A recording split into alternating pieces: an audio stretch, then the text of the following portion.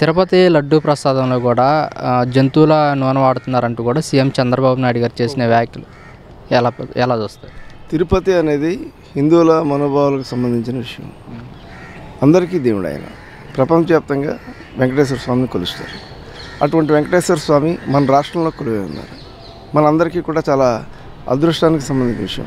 దేవాది దేవుడు వెంకటేశ్వర స్వామి కలియుగ దైవం మన రాష్ట్రంలో ఉండడం, ఆయన అందరూ ఆరాధించడం, ఆయన ప్రసాదాన్ని ఎవరికైనా ఇస్తే వాళ్ళు ఎవరైనా సరే ప్రసాదం పుల్లండగా ఇచ్చినా కూడా చెప్పులు తీసి కళ్ళకు అద్దుకుని తింటారు.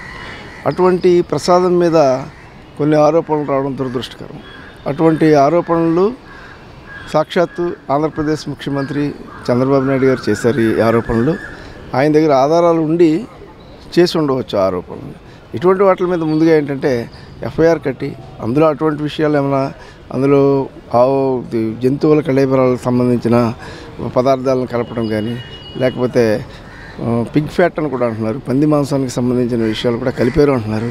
ఇవన్నీ కూడా పరమ పవిత్రమైన తిరుమల తిరుపతి దేవస్థానానికి సంబంధించిన లడ్డూల్లో కలపడం అనేది చాలా ఆక్షేపణీయం. ఇది అందరి మనోభావాలు దెబ్బతింటాయి.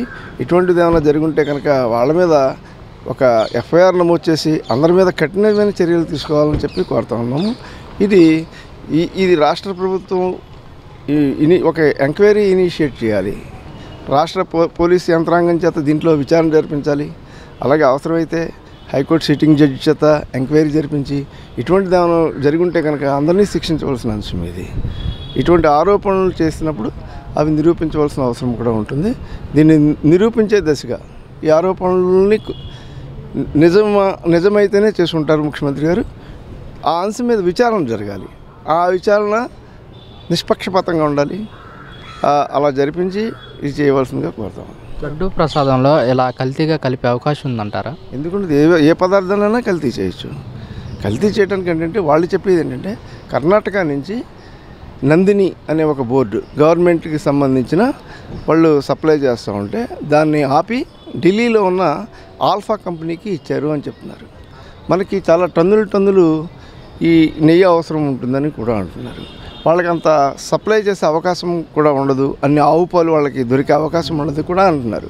ఈ విషయాలన్నింటినీ కూడా ఒక హైకోర్టు సిట్టింగ్ జడ్జి చేత ఎంక్వైరీ చేయించి ఆ కంపెనీ ఇప్పుడు కర్ణాటక బోర్డు అయితే అది కర్ణాటక రాష్ట్ర ప్రభుత్వానికి సంబంధించిన ఒక బోర్డు. అది దాంట్లో అవినీతి జరిగే అవకాశం ఉండదు. వాళ్ళ టెండర్లు అవన్నీ కూడా ప్రభుత్వానికి వెళ్తాయి, డబ్బులు అవన్నీ కూడా స్వచ్ఛమైన నెయ్యి వచ్చే అవకాశం కూడా ఉంటుంది. అందువల్ల ఏంటంటే ఇప్పుడు ఈ కంపెనీని మార్చడంలో ఏమైనా అవకతవకలు ఉన్నాయా? ఆ ఆల్ఫా అనే కంపెనీకి అన్ని ఆవు పాలు సేకరించి దాన్ని ఒక కరెక్ట్గా నెయ్యిని తయారు చేసే విధానంలో ఏ విధమైన కల్తీ చేయకుండా ఉండే పరికరాలు అవన్నీ కూడా అక్కడ ఉన్నాయా లేదా అవన్నీ కూడా చూడవలసిన అవసరం ఉంటుంది. రోజుకి ఎంత నెయ్యి వాడతారు, ఎప్పుడు వచ్చింది ఆ నెయ్యి, ఎప్పుడు ఎంక్వైరీకి పంపించారు, ఆ ఎంక్వైరీ రిపోర్ట్ కూడా అది నేషనల్ డైరీ డెవలప్మెంట్ బోర్డుకి సంబంధించిన వాళ్ళు ఇచ్చారు. అది సిఐఎల్ఎఫ్ అనే ఒక ప్రామాణికమైన సంస్థ ఇది నిర్ధారించిందని కూడా చెప్తా ఉన్నారు. అటువంటిది ఏమైనా జరుగుంటే కనుక కఠినమైన చర్యలు తీసుకోవాలి. హిందువుల మనోభావాలు దెబ్బతినకుండా ప్రభుత్వం ఒక నిష్పక్షపాతమైన నిర్ణయం తీసుకోవాలని చెప్పి కోరుతాం. కేంద్ర ప్రభుత్వం కూడా సంచలన నిర్ణయం తీసుకుంది. జమిలీ ఎలక్షన్స్ పెట్టాలని కూడా నిర్ణయించింది. దీనిపైన మీ అభిప్రాయం ఏంటి, మీరేమంటారు? ఇది సంచలన నిర్ణయం ఏమీ అవ్వదు. ఇది ఎందుకంటే ఎప్పుడైనా అనూహ్యంగా ఎవరు ఊహించని నిర్ణయం తీసుకుంటే సంచలన నిర్ణయం ఉంటుంది. మోడీ గారు 2019లో కూడా మేము ఆ ఎలక్షన్స్ నుంచి కూడా మేము జమిలీ ఎలక్షన్కి వెళ్తామని చెప్తానే ఉన్నారు. 5 సంవత్సరాలు గడిచిపోయినాయి. మొన్న 2024లో మళ్ళీ ఎలక్షన్స్ జరిగాయి. ఒక ప్రభుత్వం అక్కడ ఏర్పడి ఉంది. మళ్ళీ దేశవ్యాప్తంగా ఎన్నికలు జరగవలసిన రాష్ట్రాలు కూడా ఆపేసి వాటితో పాటు జరుగుతుంది. అది అనూహ్యమైన నిర్ణయం ఏమి కాదు, అది జరుగుతుందని నేను అనుకోవటం లేదండి. మరి ఇక్కడున్న పార్టీలు కూడా, ప్రాంతీయ పార్టీలు కూడా వ్యతిరేకిస్తున్నాయి ఈ ఎలక్షన్స్ వద్దంటూ కూడా, మీరేమంటారు? ఒకసారి జరిగిన ఎలక్షన్స్ 5 ఏళ్ళకి ఒకసారి జరిగే ఎలక్షన్స్ని మొన్నే 100 రోజులు కూడా అవ్వలేదు ఎలక్షన్స్ జరిగి.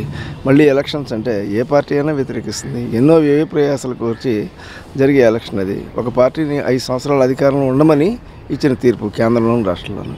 అది మళ్ళీ మార్చి కేంద్రంలో బీజేపీ ప్రభుత్వమే అధికారంలో ఉంది. వాళ్ళకి అధికారం అక్కర్లేకపోవచ్చు 5 సంవత్సరాల పాటు. ఇప్పుడు అధికారంలోకి వచ్చిన పార్టీలు అధికారం కోల్పోవాలని అనుకోవు కదా. ఎందుకని కేంద్ర ప్రభుత్వం జమిలీ ఎలక్షన్స్కి అంటే చేయాలి, నిర్వహించాలి అనుకుంటుందంటే మీరేమంటారు? జనాల ఏదైనా ప్రభుత్వం మీద ఉన్న వ్యతిరేకం తప్పించడానికి ఒక టాపిక్ డైవర్షన్ కిందే ఉంటుంది. కానీ ఇది ఇదేదో ఒక ఉన్న విషయాల మీద దృష్టి మళ్లించడం కోసం జరిగే అంశమని నేను అనుకుంటాను. దీనివల్ల ఎవరికి నష్టం అంటారు, ఎవరికి మేలు అంటారు? ఏమైనా జరిగితే కదా, ఊహాజనితమైనగా ఇది జరిగినప్పుడు అందరికీ నష్టమే. ఎందుకంటే 5 ఏళ్ల పాటు ఉండవలసిన ప్రభుత్వాలని రద్దయిపోతాయి ఆటోమేటిక్గా, మళ్ళీ కొత్తగా ఎన్నికలు జరుగుతాయి. ఇది అందరికీ దేశవ్యాప్తంగా అందరికీ నష్టమే, అంటే జరిగే అవకాశం లేదు.